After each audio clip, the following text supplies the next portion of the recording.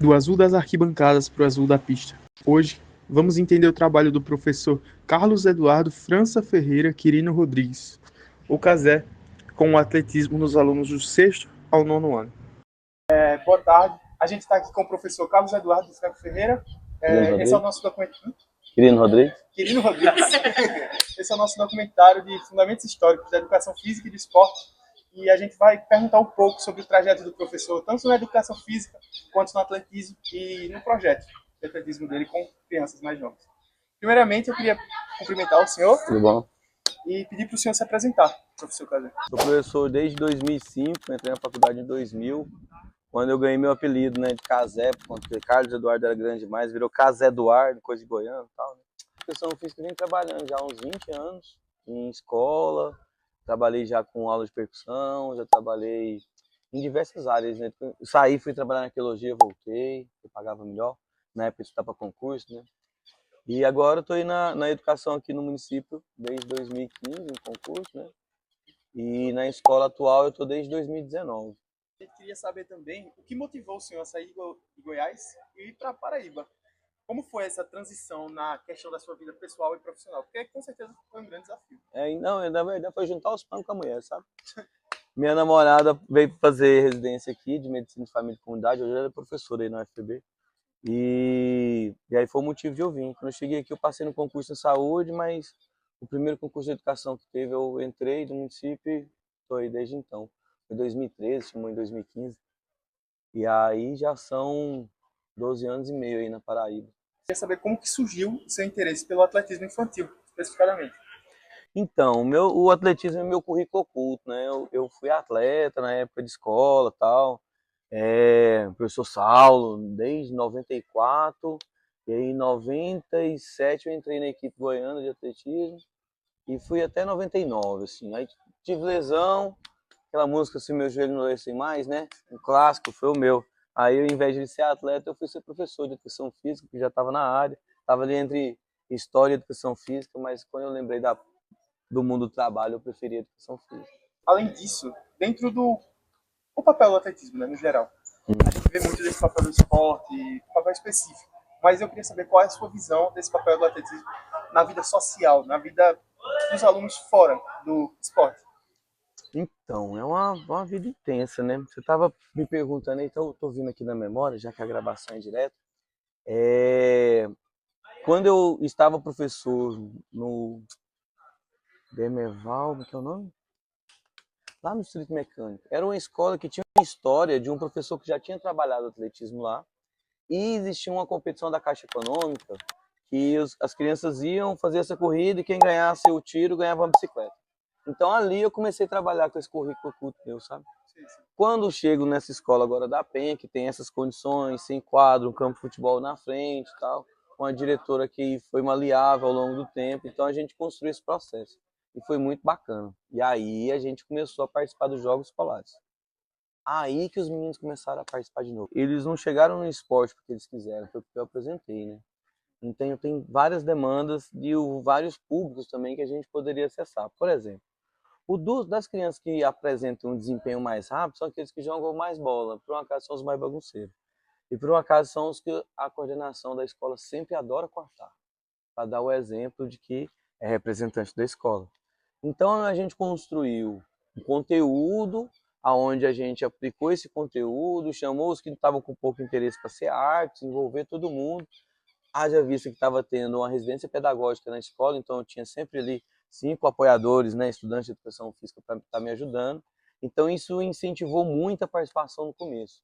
Com isso, com a participação massiva, deu para mim selecionar um perfil de quem ou é liderança, ou tem as melhores notas, ou se destaca por estudar mais e tal, ou realmente tem um desempenho acima da média. Então, pelo conta da participação massiva, deu para selecionar esses.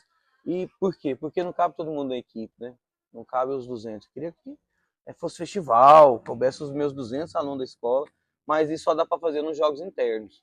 Que por conta da residência pedagógica, a gente começou a fazer aqui na pista. E isso foi criando um interesse, sabe? Hoje que a gente está vendo aqui, deve ter uns 10 alunos meus aqui na pista hoje treinando, é porque já tem uns 3 anos que isso vem acontecendo na escola. Os jogos internos aqui e participação nos jogos escolares. E essa participação, né, essa sempre voltando e construindo, toda vez no primeiro bimestre trabalhando isso e tal, e carregando a equipe durante o ano, agora a gente está com 2 representantes da escola nos Jogos Escolares Brasileiros, na categoria de 12 a 14 anos. Estão treinando ali no salto em altura e está treinando ali no velocismo agora, que é a saltadora com barreira, sabe? Por exemplo, os valores no atletismo que você estava colocando. É uns valores muito interessantes frente a outros tipos de esporte. Por quê? Porque se os atletas estão todos bem e eu ganhei deles, quer dizer que eu estou bem mesmo. E isso é muito mais dignificante. Fora que não é uma disputa de invasão de área e tal, é sempre disputa por marca. Então, você quer que todo mundo esteja bem. E isso é legal, porque constrói uma lógica participativa, uma lógica cooperativa entre os participantes, os atletas, né? Agora, mudando um pouco de assunto, né? Eu vou perguntar sobre a sua trajetória como professor. Eu queria saber quais foram os maiores desafios que o senhor enfrentou e qual foi a forma do senhor de superar cada um deles. O primeiro desafio é você largar de ser prestador de serviço e virar efetivo.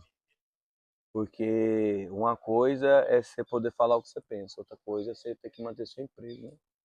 Então, quando você é prestador de serviço, você está ali disposto e tal, mas qualquer projeto que você esteja fazendo a mais pode ser considerado uma afronta para muita gente. E por quê? Porque são várias pessoas, são vários egos, né? Que estão na disputa ali, nas relações professor-professor, na relação gestão-professor e tal. E a relação professor-aluno, para mim, foi a parte mais tranquila, assim, porque dialogar com os meninos e tal, mas quando cai para as questões burocráticas, e aí tem outro tipo de disputa, e isso é o que dá desgaste, sabe, assim, no mundo escolar. Agora, voltando, né, novamente para a sua parte de atletismo, eu queria saber como foi a sua experiência. Tipo, o que o senhor gostaria de destacar sobre trazer o atletismo para a escola Antônio Coelho, mais especificadamente?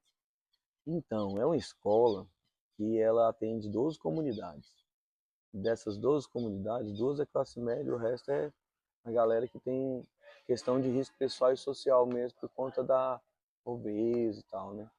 É uma galera que precisa da assistência dessa, sabe? E, tecnicamente, é perto. Culturalmente não é perto, é lá na ponta da cidade, mas de uma das primeiras comunidades que é mais próxima daqui é 7 quilômetros. E a gente veio de bicicleta hoje. Então isso garante o acesso, né, minimamente, para os meninos virem para cá. E o fato de eles estarem frequentando a universidade, estarem vindo treinando aqui, que foi um convite que a gente recebeu do pessoal da Corrente do Futuro, para estar vindo treinar com eles, já que a gente estava participando dos Jogos Escolares, estava tendo destaque. Eles perceberam que eu tinha ali uma facilidade de selecionar os alunos por prova e tal. Então, rolou uma parceria muito bacana, porque eles são treinadores, trabalham com treinamento esportivo, são árbitros do atletismo também. A Gabi também é árbitra de futebol, então assim, estão no mundo do treinamento, né? Diferente de mim, que estou no mundo da educação física escolar, que tem um ou outro rolê, mas o que eu tenho eles não têm, que é 20 alunos por ano. Uma coisa é o esporte na escola, que às vezes é até bem nocivo, mas o esporte escolar, ele tem que carregar uns princípios que vai para além do esporte, eu acho, sabe? Por quê? Porque você vai começar a construir uma percepção ali com o aluno da vida institucional, de ele ser gente na sociedade, de ele ter o documento dele e apresentar. E daqui 30 anos, se ele olhar nos registros dos jogos escolares, o nome dele está lá, entendeu? Então isso constrói uma perspectiva de sujeito histórico, né? Que ele se percebe no todo. E vindo para cá, ao longo, aí tem que fazer carteira de estudante, aí tem que fazer carteira de passe de ônibus, aí depois a mãe da menina teve que ir reconhecer firma no cartório, para ela poder ir comigo para os jogos escolares. Ela achava que reconhecer firma era constituir uma empresa. Por quê? Porque ela não tem uma formação de entender como que funciona os trâmites da sociedade. E isso o esporte oportuniza de uma maneira, no mundo escolar, de uma maneira pedagógica. Às vezes no mundo esportivo é mais agressivo mesmo. Mas no escolar a galera tem uma paciência a mais para dar conta, sabe? Focando ali na parte que o senhor falou sobre os princípios que são desenvolvidos na criança, eu queria saber quais as estratégias que o senhor utiliza para despertar esse interesse no atletismo. Especialmente numa área assim, pensando no geral, né, a gente vê muitas crianças distraídas, muitas crianças sedentárias, crianças que vivem de telas. E essa oportunidade de poder separar essas coisas do dia a dia delas é realmente essencial, né? Eu queria saber quais as estratégias que o senhor usa para isso. Primeiro a gente tem que fazer uma análise sociológica. Dos meus meninos, uns 6 apenas, dos 200. Antes do 7º ano tem celular, porque não tem grana para comprar. Na pandemia, só 6% dos alunos tinham acesso às aulas online, porque não tinham.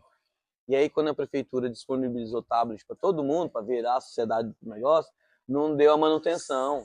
Deu 3 meses, estava tudo quebrado, não tem mais. Entendeu?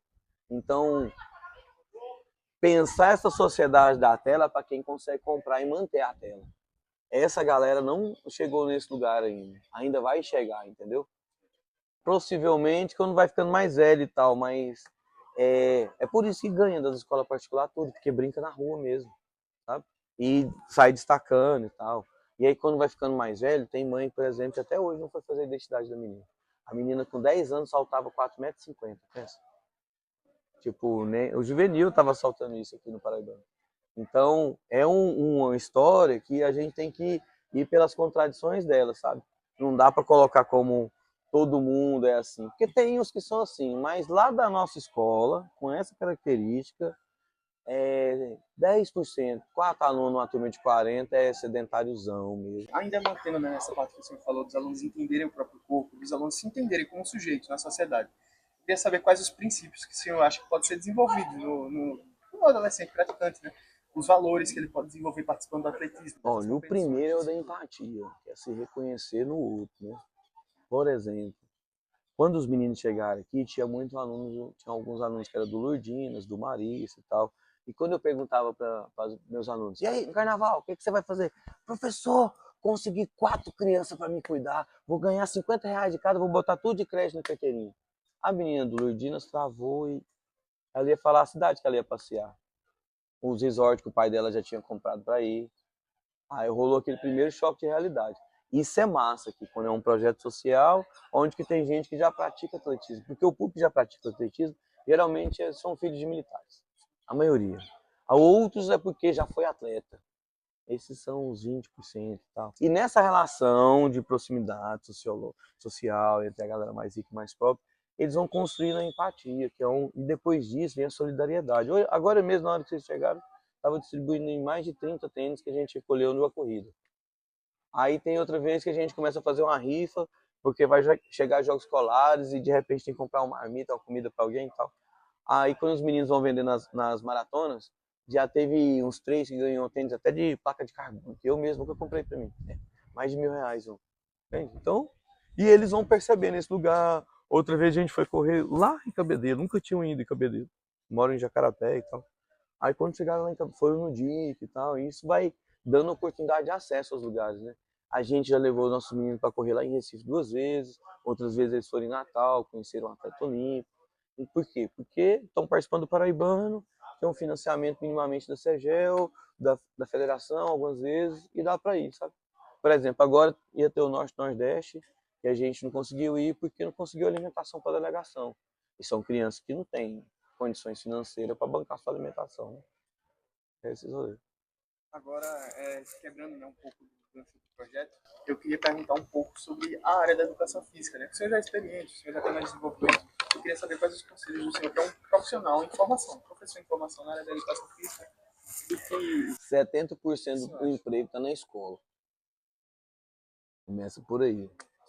Trabalhar até a academia só dá até os 40, pai. Na hora que passou dos 40, ou senão eu pinto o cabelo e mantenho o shape, ou senão ninguém te aceita, porque é a indústria da imagem, né? Trabalhar com esporte de impacto é lembrar que as hérnias vêm depois dos 50. Então você sempre vai ter que cuidar do corpinho. Porque você sempre intervém na realidade, seja ela escolar, seja ela na academia. Você sempre está propondo as pessoas para transformar alguma coisa, seja o corpo dela, seja as relações, seja botar todo mundo para carregar um monte de coisa junto e fazer uma coisa junto. Ou numa ação comunitária da igreja e tal, que quem coordena acaba sendo a gente. E esses são os trabalhos que a gente tem, né, de intervir. Ou se não, vai para os laboratórios, aí é uma galera mais específica do alto rendimento. Mas, no geral, nosso trabalho é esse. Então fica essa ideia. Outra coisa é que a gente é a área do conhecimento. Se a gente é a área do conhecimento na ciência, a gente bebe em várias ciências.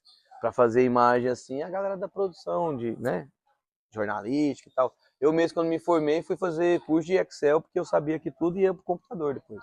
E acabou que foi, né? Só não me contaram do Canva. Se eu soubesse que o Canva ia vir, eu não teria feito aquilo tudo de Excel que eu fiz. Mas é isso, é se preparar pensando o que vai vir para frente aí. E por fim, né, como a última pergunta, em um dos posts de agradecimento de um dos seus alunos, ele escreveu o seguinte: essa imagem eu fiz porque ficou muito na minha cabeça fazer ela. É como se fosse eu hoje em dia olhando para o meu futuro sendo campeão. Então eu quis colocar ela aqui para ficar na minha vida e quando eu olhar lá na minha frente eu ver antes era o meu sonho ser um campeão. Como o senhor se sente sabendo que faz parte da construção e realização dos sonhos desses meninos, de todos esses ligados ao atletismo? Esse post aí foi do Luiz Otávio, né?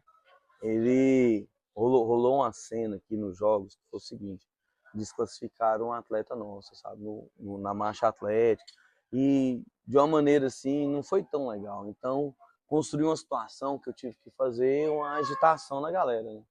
E ele ficou muito emocionado nesse dia, porque eu falei para eles: ó, deu choque de realidade, é duro dar na cidade, mas em algum momento a gente tem que dar. Quantos aqui acham que vão para a Olimpíada? Todo mundo acha que vai para a Olimpíada. Quantos que vão mesmo? Talvez ninguém. Mas olha onde vocês estão andando, com quem vocês estão andando e as coisas que vocês estão aprendendo. E aí isso constrói uma perspectiva de quem põe o pé no chão para olhar para o futuro, sabe? Eu acho que isso, o treino e as competições vão mostrando para os meninos como que é um negócio de construir a vida. E aí eles começam a ter essa perspectiva de futuro, de ó, posso ser um campeão só hoje, como muitos contam para eles, que foi campeão quando era pirraia, e hoje é professor, hoje é treinador, hoje não, vem aqui assistir e tal, entende? E isso vai construindo esse lance de querer ser. E quando é querer ser, quando mora num lugar onde que ninguém tem CEP, porque é tudo considerado invasão urbana, como é o caso dele, por exemplo, isso dá uma nova pegada, porque eu estou andando com gente e estou vendo que existe possibilidade de eu crescer. Só lá na comunidade não dá para ver para que lado que dá para crescer. Aqui aumenta as possibilidades, tá? Então eu fico muito feliz de ver esses posts e tal, eles me agradeceram. Porque eu fico muito feliz também porque fizeram isso para mim. O nome do meu professor era Seu Saulo. E isso é bom também para os colegas saber que o trabalho massa não é a vida inteira, não. Ele é pontual, acontece ali, tem seu ápice, por conta de algum motivo ele vai acabando e vai construindo outras possibilidades em outros lugares, tá? Outros conteúdos até. É extremamente grato pela Opa, sua resposta. Agradecimento a todos que assistiram também, a professora Zana, que organizou, e acabou. valeu.